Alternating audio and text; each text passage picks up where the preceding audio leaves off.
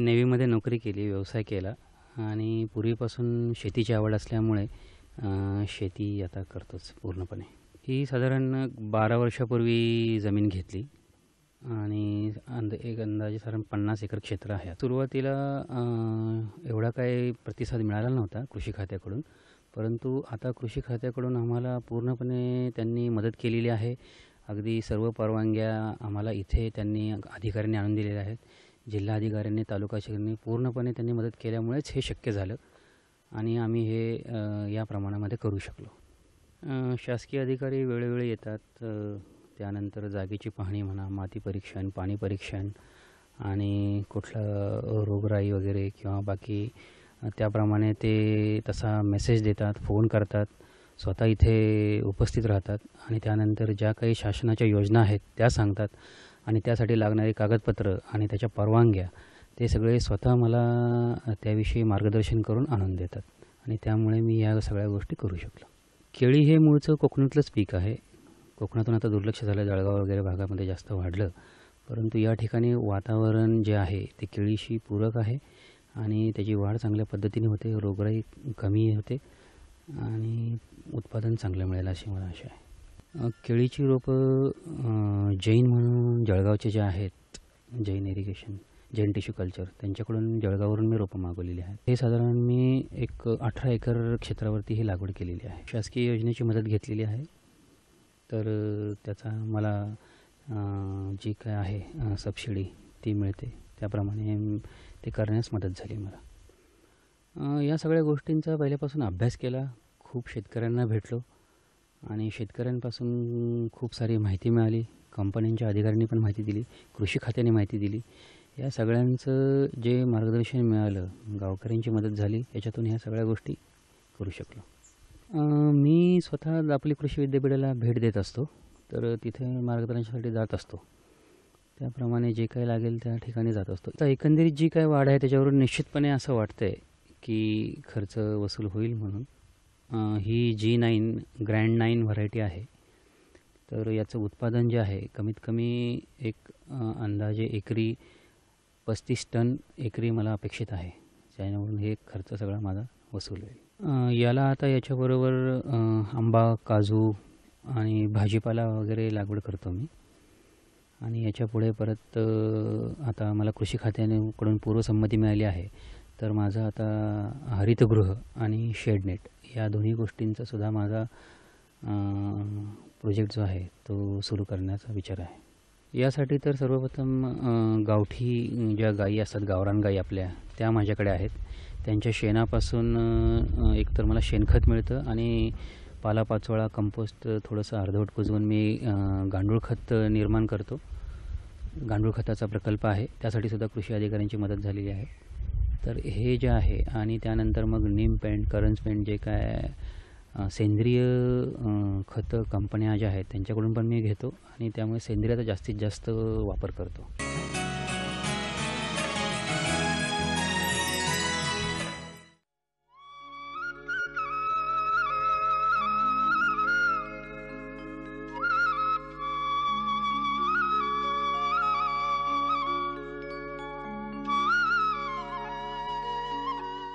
नमस्कार.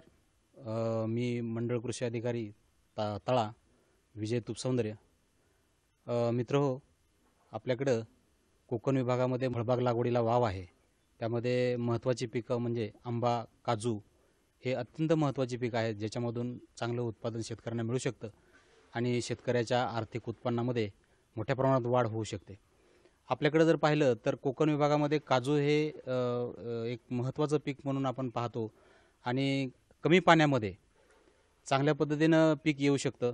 ज्या योगे शेतकऱ्यांना चांगलं उत्पादन मिळू शकतं. आज आपण आज तळा तालुक्यामध्ये आज जर पाहिलं तर आम्ही 16 हेक्टरवरती काजू पिकाची लागवड केलेली आहे. महाराष्ट्र ग्रामीण रोजगार हमी योजनेशी निगडीत जी फळबाग लागवड योजना आहे, तर या योजनेअंतर्गत आपण 16 हेक्टरवरती साधारण 32 शेतकऱ्यांना या ठिकाणी आपण लाभ दिलेला आहे. आणि या काजू पिकाचं वैशिष्ट्य म्हणजे जर आपण तळा तालुक्याचं जर लोकेशन पाहिलं तर हे समुद्राच्या जवळ आहे, खाडी आहे जवळ शेजारी. तर या खाडीच्या जवळ असल्यामुळे उत्पादन खूप चांगलं येतं. आज आपण जे म्हणतो की सेंद्रिय खताचा वापर वाढणं आवश्यक आहे, तर आपल्याकडं जर आपण पाहिलं तर बीडी कंपोस्ट जे आपण म्हणतो त्याचं जर आपण वापर या ठिकाणी केला काजू पिकासाठी, तर सर्वसाधारणपणे 1 महिना काजू अगोदर उपलब्ध होऊ शकतो. हा या काजूचा अत्यंत महत्त्वाचा फायदा यामध्ये बीडी कंपोस्टमार्फत मिळू शकतो. तर आपल्याकडं शेतकरी बांधवांना या निमित्तानं मी विनंती करतो की कोकण विभागामधील सर्व शेतकरी बांधवांनी आपल्याकडं जे पडीक जमीन आहे, या पडीक जमिनीवरती काजू पिकाची चांगल्या प्रकारे लागवड करावी. तसं पाहिलं तर आपल्याकडं जमीन अत्यंत लाईट टाईप ऑफ सॉईल आहे आणि या जमिनीमध्ये काजू पिकाची वाढ अतिशय उत्कृष्ट होते. कमीत कमी पाण्याचा वापर तर त्या ठिकाणी आवश्यक असतं पाणी, तर ते आपण या ठिकाणी काजू पिकामार्फत चांगलं उत्पादन घेऊ शकतो असं मला वाटतं.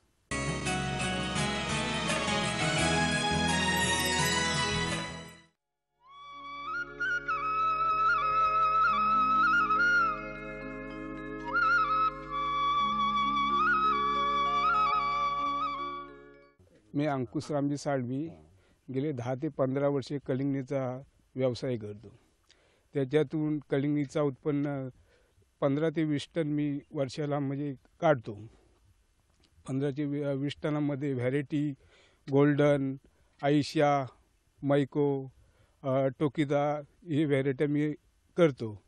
त्याच्यातून उत्पन्न अगदी मला कमीत कमी 50 ते 60 हजार रुपये खर्च करून मला नफा 50 ते 60 हजार रुपये मिळतो वर्षाला. हा कलिंगडचा धंदा म्हणजे किमान किंमत 2 ते 3 जण लागतात, कारण इथं याची राखण असते, वांद्रा केल्टा यांची राखण करावी लागते.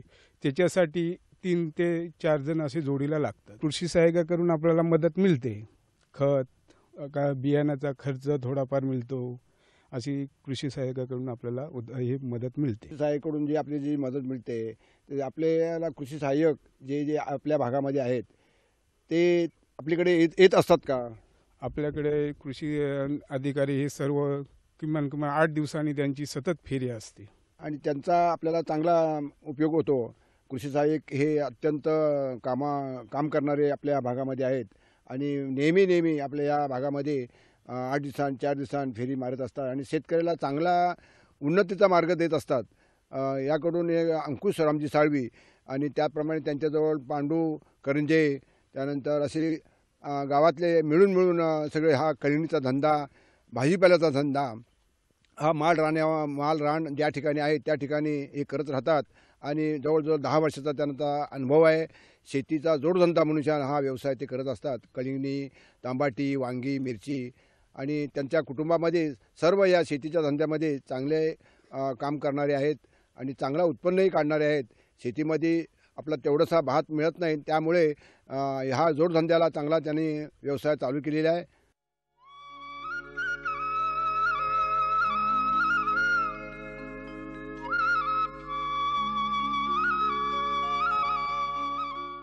नमस्कार. माझ्या हातामध्ये जे आहे याला गुळवेल असं म्हटलं जातं. आपल्या महाराष्ट्रामध्ये ही संतांची भूमी आपण म्हणतो. या संतांपैकी संत ज्ञानेश्वरांनी म्हटलेलं आहे की सर्व सुखिनश्च संतु सर्व संतु निरामय. आणि ह्याच गोष्टीचा किंवा ही जी वनस्पती आहे ह्या वनस्पतीसाठी संत तुकोबारायांनी म्हटलेलं आहे की वृक्षवल्ली आम्हा सोयरे. त्याच्यातली ही वनस्पती ही आमची सोयरी आहे.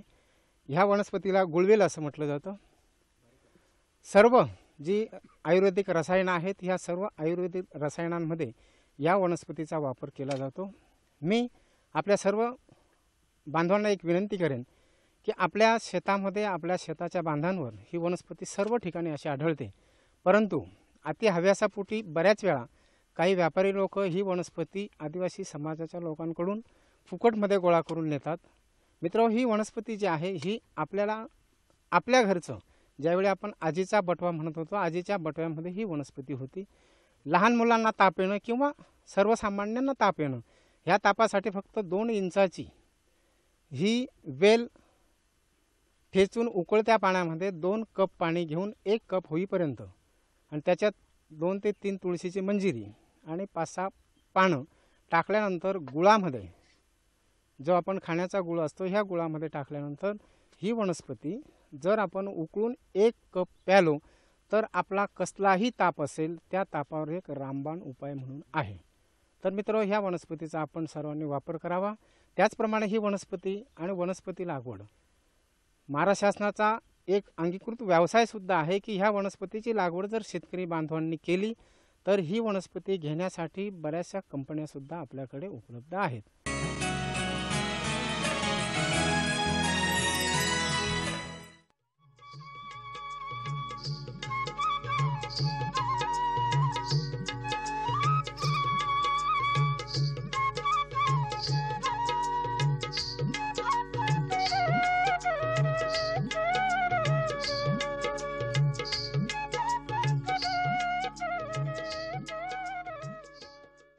एक गाव एक परिवार, स्वावलंबी गावाचा सूत्रधार.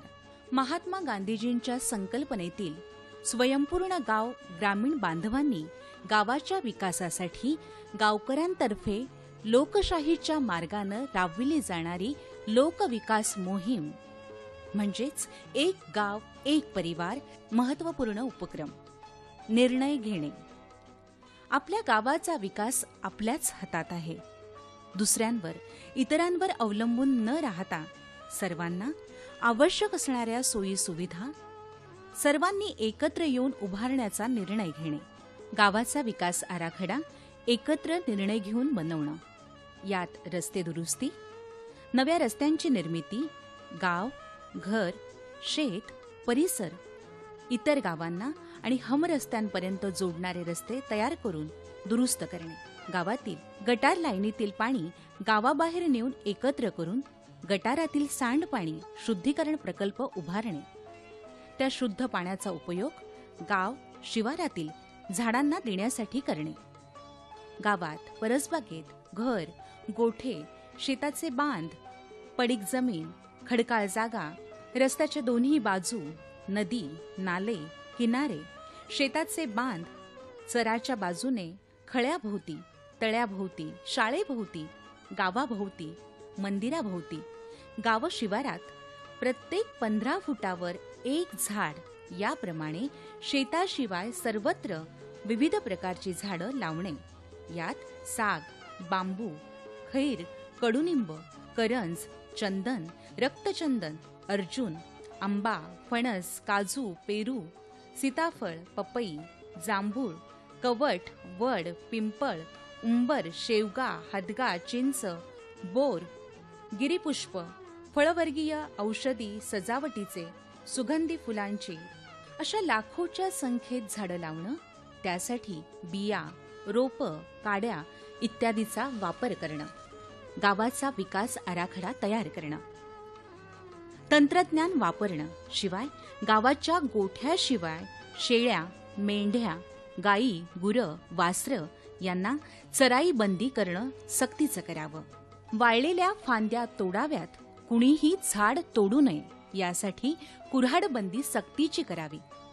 अत्यावश्यक असेल तेव्हा सर्वसंमतीनंच एखादी अडचण किंवा धोका निर्माण करणारे धोकादायक असलेलं झाड तोडावं आणि त्याबद्दल 10 नवीन झाडं लावावीत.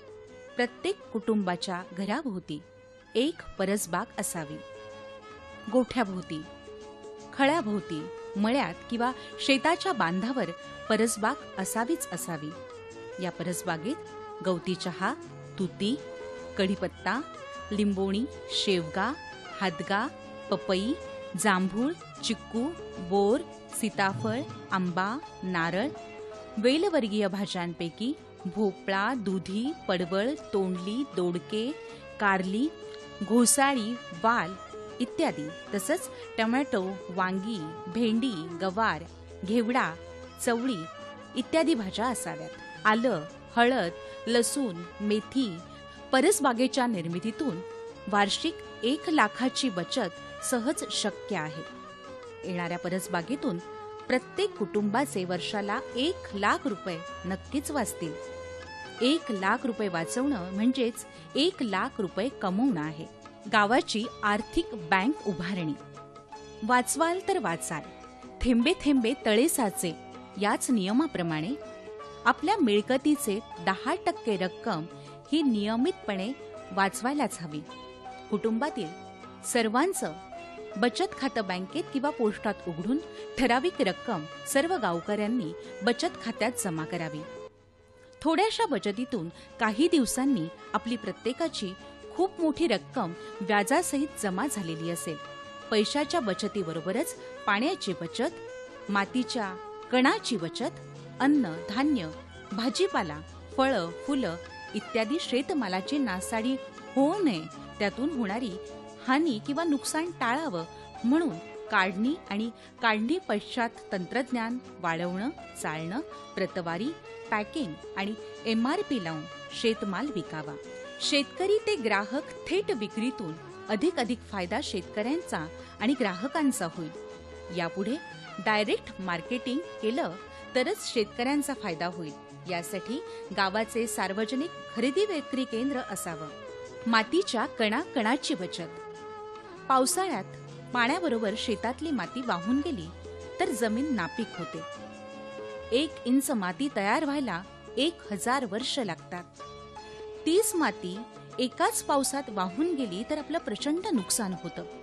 2013च्या पावसाळ्यात विदर्भातील लाखो एकर जमिनीतील माती वाहून गेल्यानं त्या जमिनी नापीक झाल्या.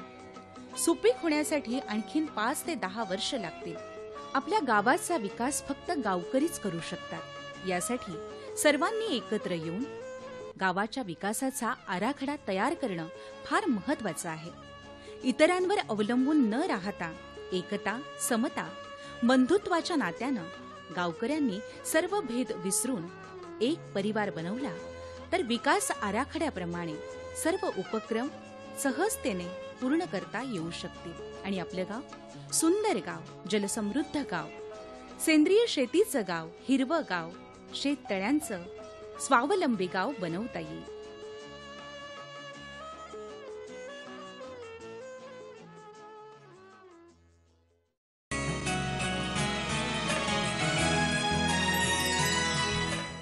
कर्जत तालुक्यातील मालेगाव नेरळ येथील सगुणा बागेत 2010 पासून SRT तंत्राने भातपीक घेतलं जातं.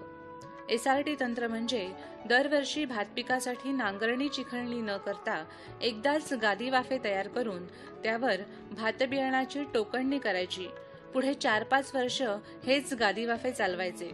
त्यामुळे नांगरणीचा, लावणीचा खर्च वाचतो. तसंच भाताच्या पिकाची मुळं जमिनीत ठेवून दुसरं पीक घ्यायचं. पुढच्या पिकाची मुळं पुन्हा जमिनीत राहू द्यायची. त्यामुळे जमिनीत सेंद्रिय कर्बाचं प्रमाण वाढतं. 30 ते 40% खर्चात कपात होते. कमीत कमी खर्च, कमीत कमी मजूर, शिवाय जमिनीच्या उत्पादन क्षमतेत वाढ होते ते SRT या तंत्राने. अशा SRT या नव्या संशोधित तंत्राने भातपीक घेणं कसं फायद्याचं आहे याची माहिती घेऊया. सगुणा भातपीक लागवड तंत्रज्ञानाचे संशोधक कृषीभूषण चंद्रशेखर भडसावळे यांच्याकडून.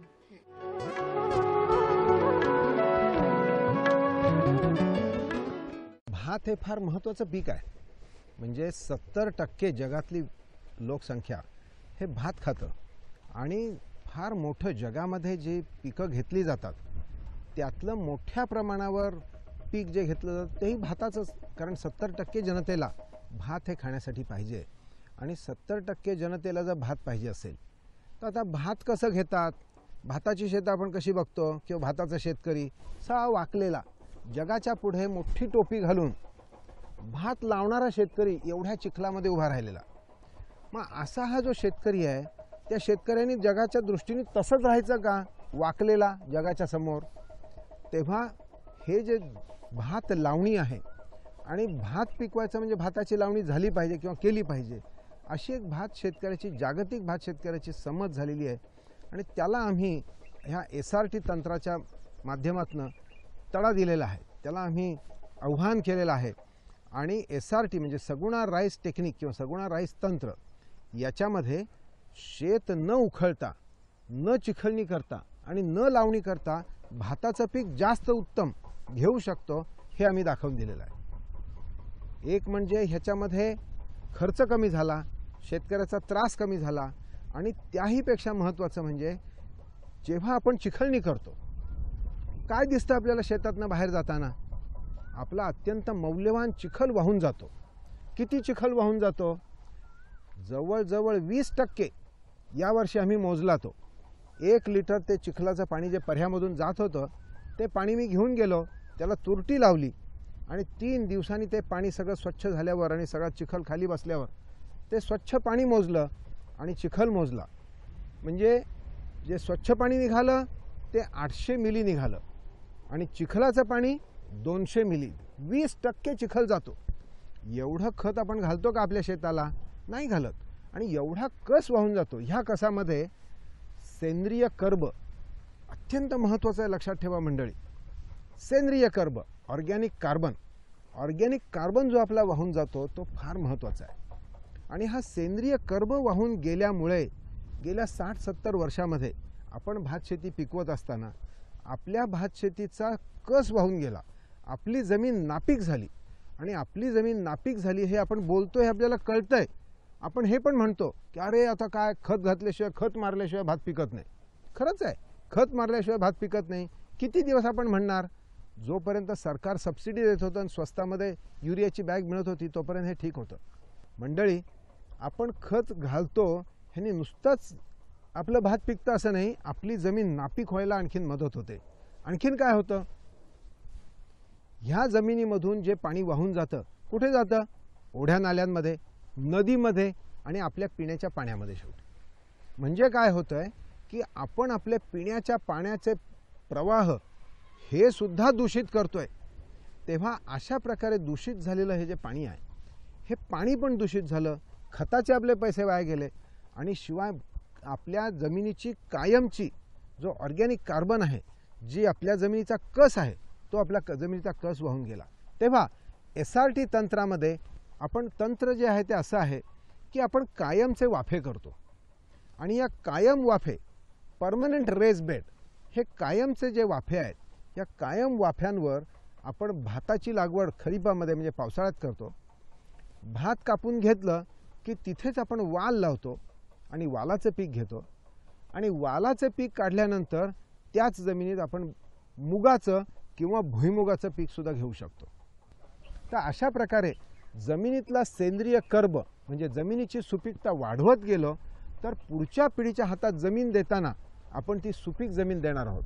आजपर्यंत गेल्या 50 वर्षात आपल्या जमिनी नापीक झाल्या.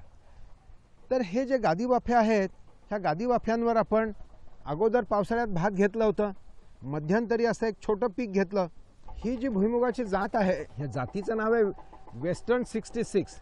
पण ही जी जात आहे, ह्या जातीचं वैशिष्ट्य म्हणजे ही जात रेडिएशन तंत्रज्ञानाने विकसित केलेली आहे. तर हे बघा, हा जो भुईमुगाचा दाणा आहे, ह्या दाण्याचं फार विशेषता म्हणजे हे दाणे खूपच ह्यूज दाणे आहेत. जे माझं हे जे बोट आहे, ह्या बोटाच्या जाडी इतका हा दाणा आहे आणि अजून 20-25 दिवस हे बाकी आहे पीक तयार व्हायला. अजून हे पोसायचं आहे, म्हणजे अगदी शेवटच्या टप्प्यात आहे पोसण्याच्या. तेव्हा इतकं अजून ह्याची पोसणी होणार आहे आणि जवळजवळ 30-35 शेंगा आहेत. अशा पद्धतीने आपण जर भुईमुगाचं पीक घेतलं तर आपल्याला किमान 40 ते 50 हजार रुपये उत्पन्न आहे एका एकरमधून. 40 ते 50 हजार रुपये उत्पन्न आहे. ही शेंग आहे, ही शेंग आपल्याला शेंग मिळाली, पण याच्याबरोबर आपल्या जमिनीचं कस पण वाढला. आणि हे लेग्युमिनेसी आहे, ह्याच्यामध्ये रायझोबियम बॅक्टेरिया असल्यामुळे आणि ह्या ज्या रायझोबियम बॅक्टेरिया आहेत त्या बॅक्टेरिया आपल्या जमिनीमध्ये कस वाढवणार आहेत, नायट्रोजन वाढवणार आहेत.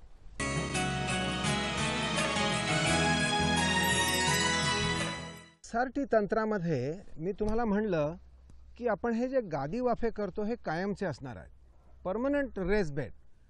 आणि हे कायमचे गादीवाफे आहेत. याच्यामध्ये कायमस्वरूपी आपलं ऑर्गॅनिक मॅटर म्हणजे सेंद्रिय कर्ब हे दर पिकाच्या वेळेला हे सेंद्रिय कर्ब त्या जमिनीमध्ये वाढत राहणार आहे. कसं वाढणार आहे? कारण ह्या पिकाची मुळं आपण जमिनीमध्ये ठेवणार आहोत.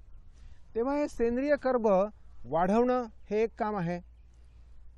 आपला खर्च होणार नाही आहे शेतकऱ्याचा, कारण दर पिकाच्या वेळेला नाहीतर हे जे तण आहेत किंवा अगोदरच्या पिकाची मुळं आहेत, आपण असं समजतो की जमीन स्वच्छ ठेवायला पाहिजे, हे तण काढून टाकायला पाहिजेत, अगोदरच्या पिकाची मुळं काढून टाकायला पाहिजेत, असं करून आपली जमीन स्वच्छ ठेवायला पाहिजे असं आपण म्हणतो. पण नेमकं तेच मंडळी चुकीचं आहे. आपल्याला जमिनीमध्ये सेंद्रिय कर्ब जर घालायचं असेल तर अगोदरच्या पिकाची मुळं जमिनीत राहिली पाहिजेत. उदाहरणार्थ ह्या जमिनीमध्ये या शेतामध्ये 1910 सालच्या जून महिन्यामध्ये आपण ट्रॅक्टर घालून जमीन नांगरून त्याचे हे गादीवाफे केलेले आहेत. हे जे मुगाचं पीक आहे हे बघा, हे मुगाचं पीक आपण जे घेतलंय किती उत्तम मूग आलाय बघा. इतका छान मूग. हे 8वं पीक आहे. 8वं पीक म्हणजे 2010 साली आपण गादीवाफे करून भात घेतलं, भातानंतर कोबी घेतली, कोबीनंतर चवळी घेतली, नंतर 2011 सालचं भाताचं पीक घेतलं आपण जून महिन्यात खरीप, त्याच्यानंतर पुन्हा कोबी घेतली, त्याच्यानंतर मूग घेतला, त्याच्यानंतर गेल्या वर्षीचं आपण 12 सालचं भाताचं पीक घेतलं म्हणजे तिसरं भाताचं पीक, त्याच्यानंतर कोबी घेतला. हे कोबीचं पीक जे आहे म्हणजे आता हे कोबी काढलेली आहे, ह्याच्यातली कोबी आम्ही काढून टाकली, ही कोबी काढली बघा, आणि कोबी काढून त्या कोबीचं मूळ जमिनीमध्येच ठेवलं आणि हे कोबीचं झाडवरचं कापून टाकलं आणि त्याच्यावर जे तणनाशक मारलं ऑल पर्पज विडीसाईड ग्लायफोसेटचा मारून घेऊन ते कोबी सगळा नष्ट केला. हे असा हा कोबी सगळा नष्ट करून टाकला आणि त्याचं मूळ जमिनीमध्ये ठेवलं. हे मूळ आता पूर्ण कुजत आलं आहे आणि त्याचं जमिनीमध्ये सेंद्रिय कर्ब म्हणजे ही खुंटी बघा त्याची केवढी जाड आहे, एवढा कर्ब सेंद्रिय कर्ब आपण जमिनीमध्ये घातला. आणि हा जमिनीमध्ये घातल्यानंतर आता हे मूग घेतलं आहे आणि मूगसुद्धा जेव्हा आपण काढून घेऊन जाऊ घरी तेव्हा इथून कापणार आणि हे मूळ जे आहे ते जमिनीमध्येच ठेवणार. तेव्हा दर वेळेला पिकाचा मुळाचा भाग जो आहे ज्याच्यामध्ये भरपूर सेंद्रिय कर्ब आहे ते तुम्ही म्हणल्याप्रमाणे आम्ही वाया घालवत नाही, आम्ही जमिनीमध्ये ठेवतो आणि ते फार महत्त्वाची गोष्ट आहे.